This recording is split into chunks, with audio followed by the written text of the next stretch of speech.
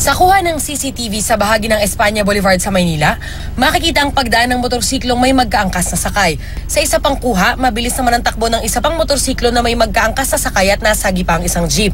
Ayon sa mga pulis, mga snatcher umano ang mga nahulikam na magkaangkas at katatapos lang namang agaw ng cellphone sa isang call center agent. Kilala umano ang grupo sa tawag na Usok Boys, pero hindi malinaw kung bakit ito ang tawag sa kanila. Agad na nagkasa ng operasyon at nadakip ang 4 na suspect sa isang kainan. Nahulihan sila ng isang pakete ng marijuana.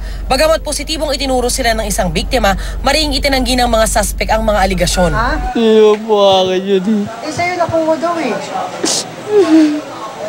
Ha? Nagsisisi ka na? Hindi naman po akin yun. Hindi ako dapat magsisi. Hindi ko talaga alam yun, sir. Wala naman silang nakikita sa akin. Tapos nagulat ako, binibintangan nila ako ng ganun. Hindi po, damay lang po ako dito. Umangkas lang po ako kasi kakain kami. Wala kaming lakad na ganun, sir. Hindi namin lakad yung gano'n. Wala, sir. Damay lang kami dito. Damay lang kami dyan, sir. Kumain nga lang kami, sir. May paalala naman sa publiko ang mga pulis. So siguro para maiwasan natin yung mga ganong insidente, ingatan natin yung ating mga gamit, cellphone hanggat maaari, huwag tayong gumamit ng cellphone sa kalsada at maging mapagmatsyag tayo at alerto. Darlene Kai, GMA News.